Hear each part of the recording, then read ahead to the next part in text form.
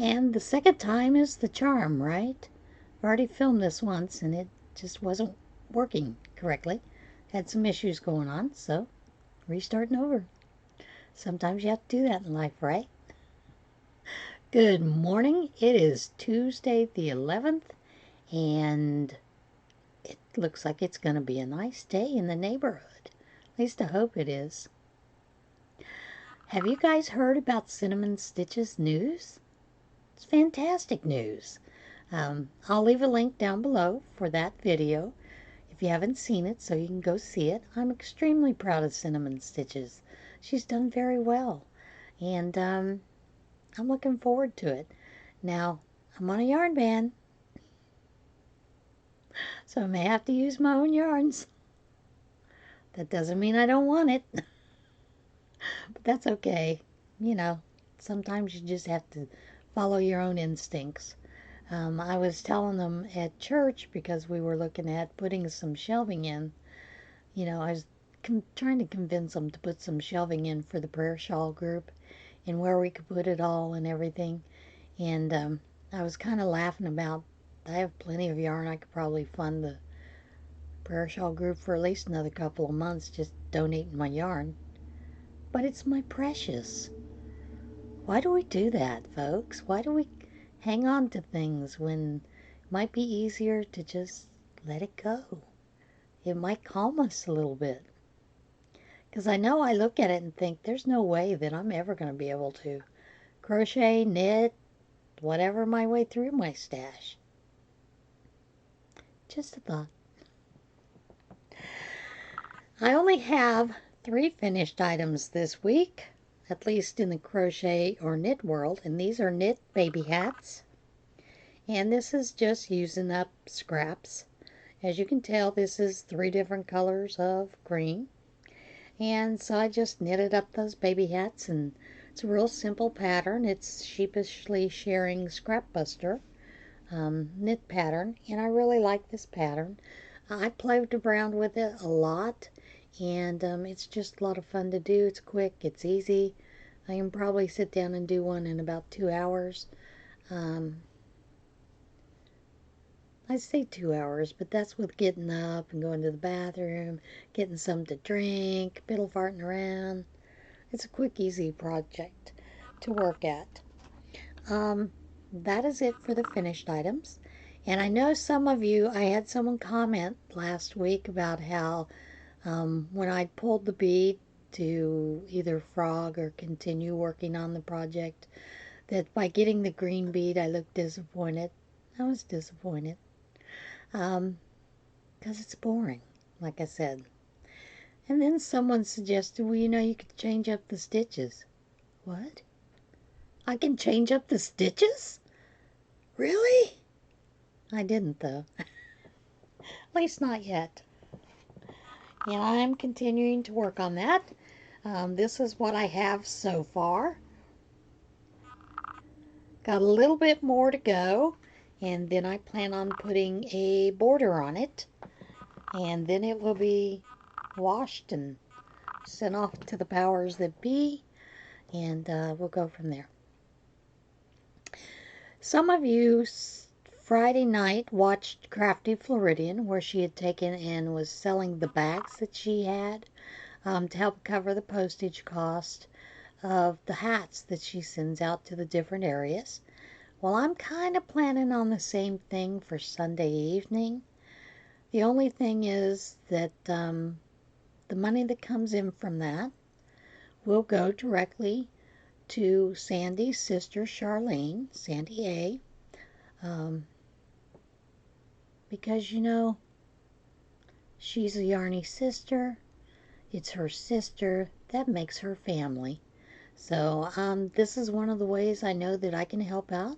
So I plan on doing basically the same thing, selling the bags that I have so far to actually go to Sandy's sister, Charlene, to help with either medical cost and whatever they need, housing, transportation, whatever. And there will be one bag that will be put aside for a raffle, which will be $5 a ticket. And we'll do that through PayPal. Mainly because I don't want to put these up on Etsy because, frankly, there is a nickname that many of us have for Etsy, and it's Eat Me. Um, like when I put up a bag for $25, on Etsy, and then you pay shipping, Etsy takes a cut of everything, and I mean everything, so that by the time I get my amount out of the bag, it might be $18 or $20, depending on, you know, where it is going and the shipping that the person chooses to use. They even take a cut of the postage. I mean, really, it's kind of bizarre. So, anyway, um, that's why I want to do it this other way, for it to go through PayPal so we can use it as a gift, friend, or family, so we don't have to worry about extra costs coming out of it. And, I want more money to go to Sandy's sister than to Eat Me or Etsy at this point. Um, and I am actually thinking about pulling some of the bags off of Etsy for this as well, because why not? Um, it's no big deal for me to start over. Really, it's not. But this is one of the ways that I can help. I have purchased some raffle tickets. I plan on purchasing a couple from Sandy for the sweaters, even though I don't need the sweaters. But, it's a nice gesture. And I want to help support Charlene as much as I can. I can't as much as I would like to, so the bag sale is one way that I can actually help. So I hope you'll join me. That I'm planning on doing that Sunday evening, about 8:30. If there are any changes, I will let you know Friday. So I hope to see you then. I don't do lives very often. I think I've done 2. And it's because generally when I'm downstairs here, husband is playing his game over there, Final Fantasy 14, or he's doing the beta testing that he does for a couple of gaming places, and sometimes words come out of his mouth that shouldn't. So I'll probably do that upstairs in the sewing room. That is it for that part, and now it's time for What in Tarnation. And like always, this one's going to be a short one. I just think shorter works a little bit better for folks, although I've heard different. I've heard people like long ones. Who knows? Maybe I'll get into that routine eventually. Oh, I did want to tell you first, before What in Tarnation, did want to tell you about the ukulele lessons. Having a blast doing it, learning a lot, and also we learned to play spoons last night. The original way you played spoons.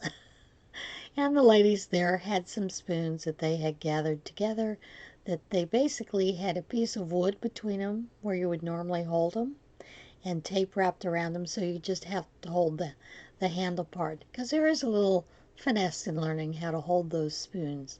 Not much, because of all of us actually were able to do it. Arthritis and all in some of the hands. So that was quite fun, getting to learn to play spoons. I've always wondered how. Now I know. Okay, back to What in Tarnation. Moose battles backyard swing behind Alaska woman's home. A surprised woman captured video of a curious moose's battle with a swing set in the backyard of her sister's Alaska home. Linda Switsky said she was at her sister's house in Kenai when a pair of moose wandered into the yard. One of the animals took an interest in the children's swing behind the home and used its antlers to prod at the object. Switsky recorded video as the moose pawed at the ground with apparent aggression and tossed the swing around with its antlers. She said the second moose watched its comrades battle with the swings without interfering. And there's video. and there will be a link in the description down below. So it's quite humorous to watch. This next one, my husband loves Indiana Jones. Anytime it's on, which is about every week, he wants to watch that instead of anything else. We generally do, you know. Wisconsin man has custom home built for Indiana Jones collection. A Wisconsin man who's been collecting Indiana Jones memorabilia for more than 35 years. Can you imagine it was that long ago? Seems like yesterday. He had a custom home built to fit all of his items. Michael T. Miller said his collection began with a collector's edition VHS of Raiders of the Lost Ark. His parents bought him when he was 14 years old. And 3 decades later, he had Warner Homes build him a custom house in Wilson, Sheboygan County, to fit his now massive tribute to the film series and its star, Harrison Ford. And who doesn't love some Harrison Ford? The house's Indiana Jones room features a 19-foot ceiling. Let me get a drink.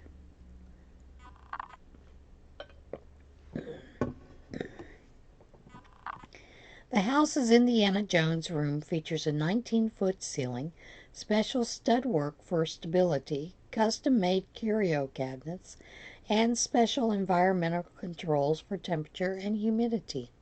This man is serious. The room contains items such as posters, hats, media passes, cardboard cutouts, tote bags, and an Indiana Jones pinball machine. They're tote bags? Miller said he doesn't keep any records for his collection, so the exact number of items and the worth of the total collection is unknown. But he said he has paid up to $5,000 for a single item. The collector said he got an Indiana Jones tattoo on the back of his leg in 2012 to help inspire him during physical therapy after a knee surgery. And he got another tattoo in 2019 when he received surgery on the other knee. A plaque inside Miller's home states the collection is dedicated to actor Harrison Ford. He said he does not plan to collect any items for future Indiana Jones films unless Ford remains involved. And there's video, and of course there will be a link down below so you can go see his collection. Now this next one, you know I love me some kitties. But my first thought is, I don't know how that kitty got his head in that rim. But the cat was saved. Firefighters rescue cat with head stuck in tire rim. Firefighters in California said they ended up using a power saw to free a cat that ended up with its head stuck through the middle of a tire rim. The California Riverside County Fire Department said a crew from Station 65 in Moreno Valley responded to a call from the Riverside County Department of Animal Services to assist with the cat rescue. The firefighters, it's stuck like Bras was the other day. The firefighters brought the whole tire, which the cat's head still stuck in the rim, to their station where they used a power saw to carefully cut the rim around the feline. The cat was taken to a local animal shelter where it is expected to be put up for adoption. There is video. The video is actually on Twitter. I tried to get on Twitter this morning to see if the link was viable. I tried Twitter several other ways, but apparently there's some kind of issue with Twitter right now. Either they're getting, one of those attacks that happens or something. Maybe it'll be back up this afternoon, but I will leave the link down below just in case it does show up. This next one is rather interesting. I think I probably would have reacted the way this man reacted. Box containing 2 newborn bear cubs left at North Carolina man's home. A North Carolina man who spotted a box on his front walkway when he returned from the store looked into the container and was shocked to discover 2 bear cubs inside. I'll bet. Cornelius Williams of Camden said he had only been away from home for about 10 minutes when he returned to find the box on his front walkway last week. I see the box sitting right on my walkway, right here close to my car, and I looked inside and I thought I saw Tasmanian devils. I love Tasmanian devils. Williams told WTKR-TV. A closer look revealed the animals in the box were 2 newborn bear cubs. If the mama bear would have seen me in the yard, I would have been a happy meal, Williams said. No doubt. Williams contacted the Camden County Sheriff's Office. A little strange. We just don't run up on this all the time, said the Camden County Sheriff, Kevin Jones. Bears are not strangers to Camden County. We have a very large population. But why would someone leave them deliberately at someone's home? That is an interesting question. Did they accidentally hit and kill the mama bear and saw there were newborns? And I don't know. Williams said he is baffled as to why the bears were left on his property. The cubs are now currently being cared for by the North Carolina Zoo in Asheboro, and there is a link for the video. And the last story, stranger than fiction. Absolutely, there's been a sighting. Kind of curious if anybody else has sighted this that lives in Florida. Kangaroo spotted on the loose in Florida. An apparent escaped kangaroo was caught on camera in South Florida, and the origins of the Australian marsupial were unclear. The Lifestyle Miami account on Instagram posted a short video Tuesday showing a loose kangaroo wandering in the Redland area in South Miami-Dade County. A woman's voice can be heard questioning in Spanish whether the animal escaped from somewhere nearby. Now, apparently this video, hang on,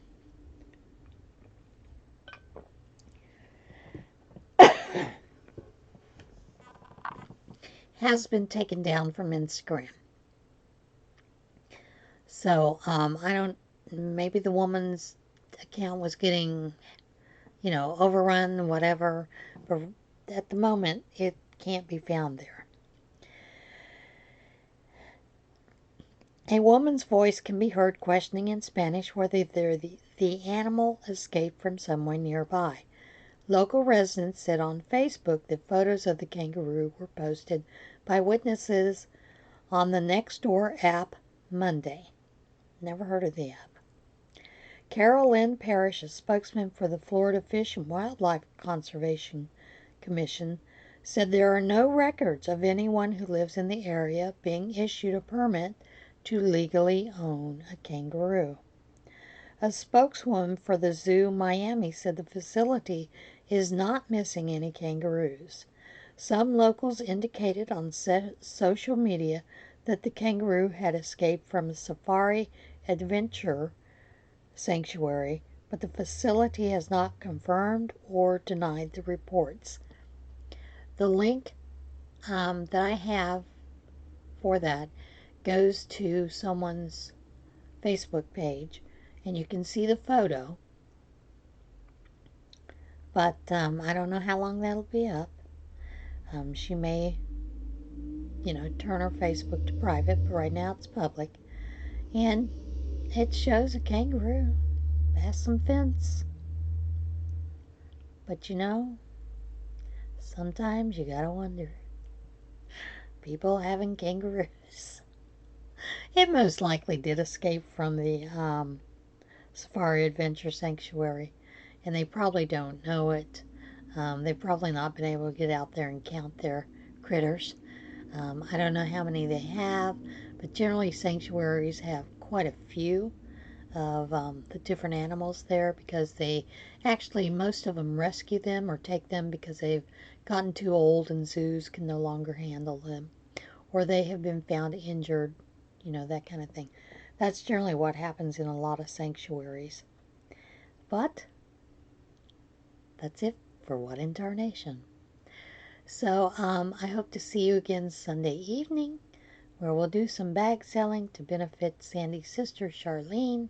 And other than that, I hope everyone has a great week. Oh, one more thing. I had someone mention about the Tunisian, I think it was the Tunisian crochet videos, that they're left-handed and they needed left-handed. Uh, those are coming eventually. I just have not had time to do left-hand version. The smaller videos that I've done of some basic stitches, I can do those this afternoon and get those up. But as far as the Tunisian crochet along, that's going to take a little bit longer to get done because I believe I have to do some editing on those. It's not as simple as just flipping it, which is what a lot of us do if we're crochet left-handed and then we need to put a right-handed version up. But if you have anything written in it, then you need to take that out, splice it out, then put that back in after you flip the video. It can be a little crazy. But I will work on that and get that up for you. So, and as you know, I have crocheted left-handed for over a year now, but I just haven't, like I said, I just haven't had time to do any of those other things, the wild cow or even the Tunisian cow left-handed. But I will do that fairly soon. Only the left-handed version will not have the writing in it about writing of the pattern. I've almost got the pattern written up. I've been busy, guys. Sorry. Takes time for this stuff. But yeah, I was hoping to have it up last weekend, and some other things happened, and just didn't get done. And so I will get those up within the next month. By the end of the month, I'm hoping to have a couple of days where I can just sit down and just do it without having to do some other things. So again, everybody have a great week, and I will see you again Sunday evening. And remember, choose kindness.